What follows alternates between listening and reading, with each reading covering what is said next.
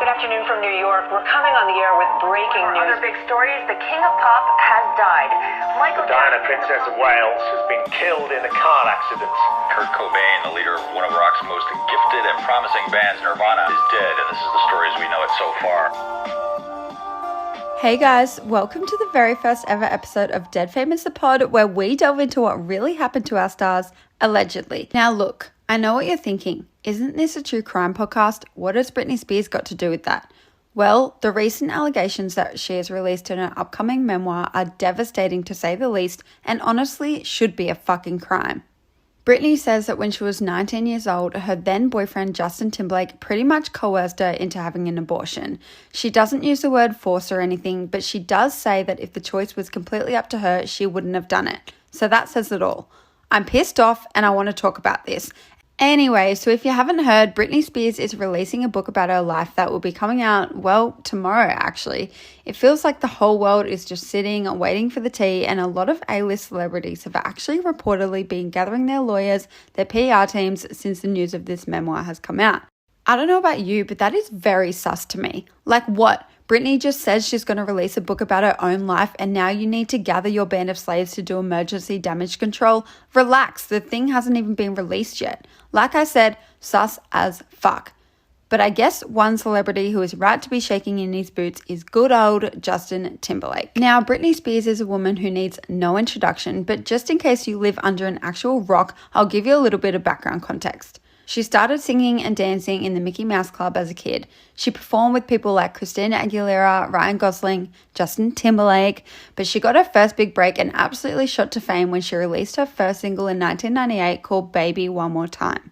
Now, I don't know about you, but I personally remember still to this day exactly where I was when I first saw her on TV. It was the music video for this song. It was on MTV. I was in my first childhood home with all my siblings. Safe to say, I fell in love right there and then. I remember being absolutely mesmerized by her, and I guess the world joined me in that adoration. Funny side note, I actually remember at the time my brother saying she was going to be another one-hit wonder, and oh boy, how wrong he could have been. Hit me, baby, one more time. So yeah, Britney Spears was quickly seen as America's sweetheart. She was only 17 at the time and everyone just instantly adored her. She was a pop star legend and quickly gained the title Princess of Pop. However, with this newfound rise to fame, the media started giving her a really hard time. While other artists were out there growing, evolving, and expressing themselves in different ways, it seemed Britney just wasn't allowed to. For example, Britney's fellow childhood friend Christina Aguilera went from portraying herself as an innocent young girl into a more provocative version of herself, basically within the flick of a switch, and no one bat an eyelid.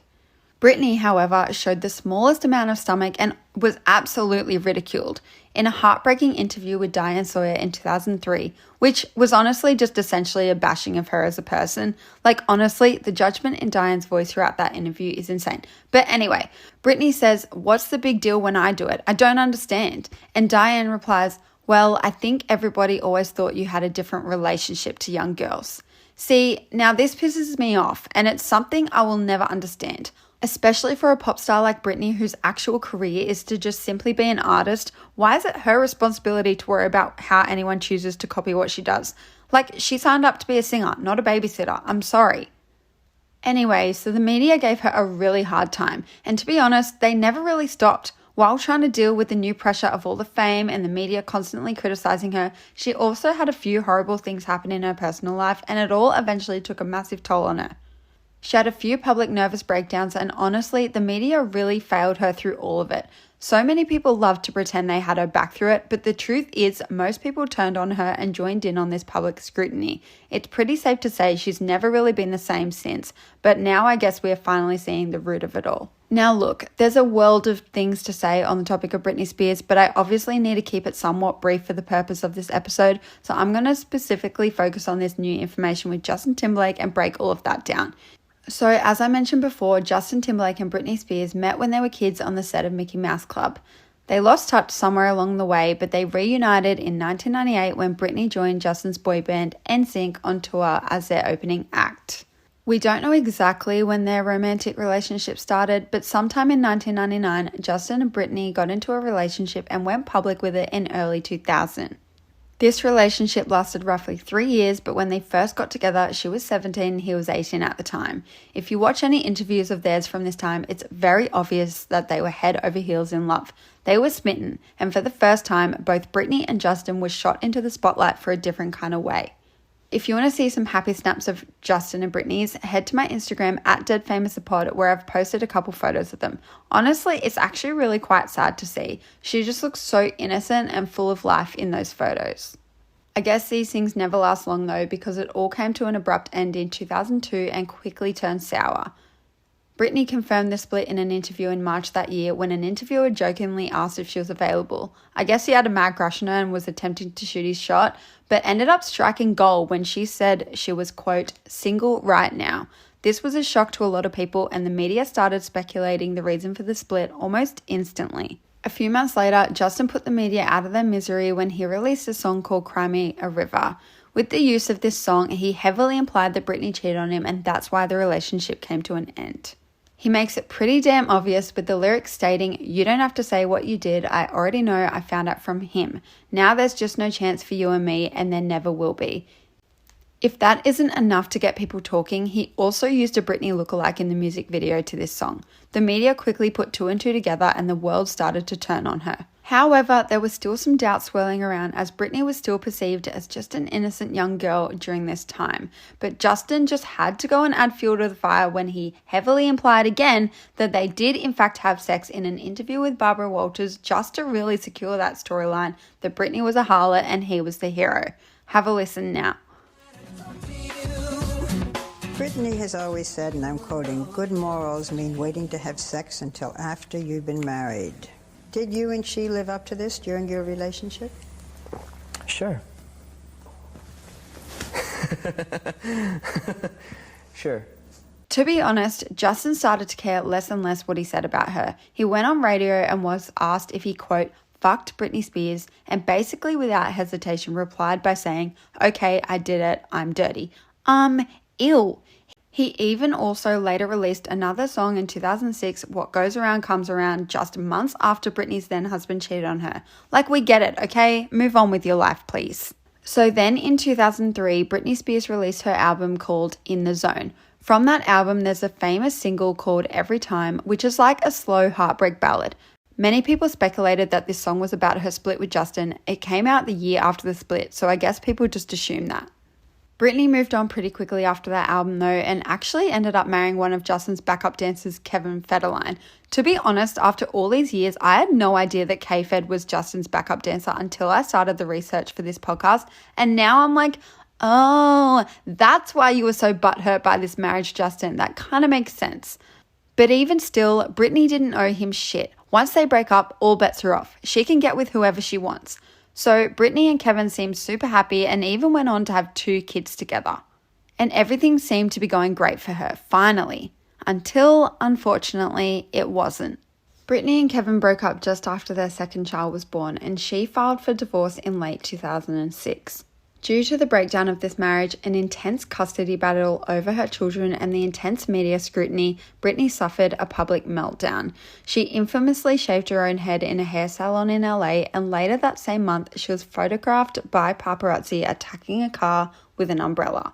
Now, she was so villainized for this at the time. She was called crazy and insane, all sorts of names. People even still love to joke about it to this day, but honestly, this whole ordeal is just a prime example of how society still does not understand mental health, or maybe just doesn't take it as seriously as they should. She needed help, not to be outlawed. Anyway, this new demonized portrayal of her image added really bad negative effects on the custody of her children, and was also arguably one of the reasons Britney was made to enter into a conservatorship.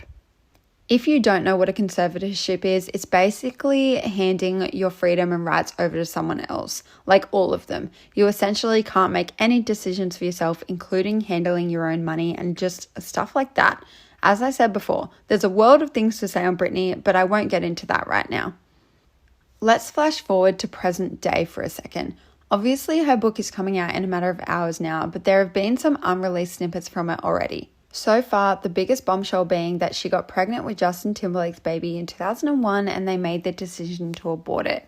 Now, she says the fact that she got pregnant was a surprise, but it wasn't a tragedy to her. She loved Justin and loved the idea of starting a family with him, so even though it was earlier than anticipated, she really wasn't mad at the situation. Justin, on the other hand, felt like he was too young to be a father and kept telling her that they were way too young for this. Now, again, Britney doesn't exactly say that he forced her into it, but she does write that if the decision was left up to her alone, she would never have had the abortion. I can't even imagine making a decision like that purely in the interest of someone else's wishes. It was no easy feat for her though. She writes in her book, and quote, "To this day, it's one of the most agonizing things I have ever experienced in my life." No wonder why she eventually snapped after all she's been through. And do you guys remember that song I mentioned of hers before called Every Time? Well, ever since this news broke, eagle-eyed fans have noticed it's probably not a heartbreak ballad aimed at Justin at all, but instead for their unborn baby. If you listen closely to the lyrics, the song says, "I make believe that you are here. It's the only way that I see clear. What have I done? Every time I see you in my dreams, I see your face. It's haunting me. I guess I need you, baby." It's not confirmed that this song is about the baby she aborted, but I had a look and there's very few songs Britney herself has ever been a songwriter on, but this is one of them, so I am pretty convinced.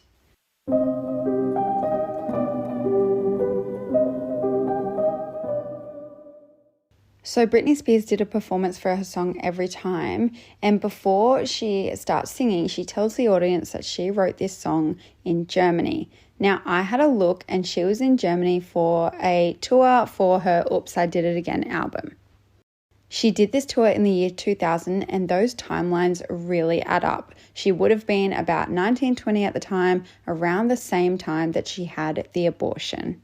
While I was at it, I also noticed that another song of hers called Someday I'll Understand, she wrote herself too.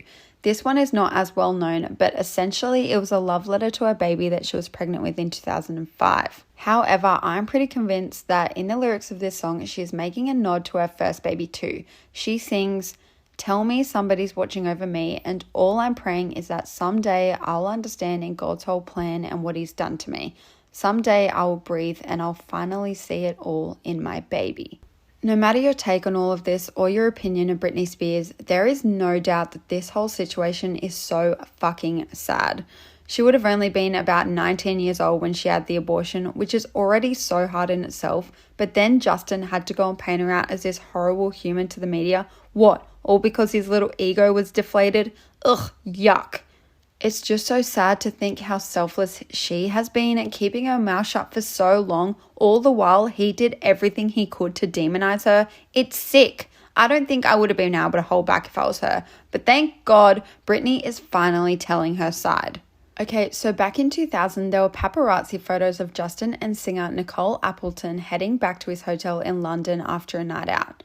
Keep in mind that this is right in the middle of his relationship with Britney, but this was all swept under the rug pretty quickly and it was chalked down to them just being friends. However, Britney has now decided to bust this shit wide open because she said in her book that Justin cheated, quote, a couple of times. She doesn't say with who, but this is a story about Britney fucking Spears and not that guy from some band, so that information is irrelevant anyway. However, I do want to briefly talk about some of his behavior for a second, just so you get the idea how differently they were treated by the media and just how misogynistic Hollywood really is. First of all, there's the infamous Nipplegate. So Justin was performing at the Super Bowl halftime show with Janet Jackson in 2004, where he accidentally exposed her whole breast and nipple instead of her bra.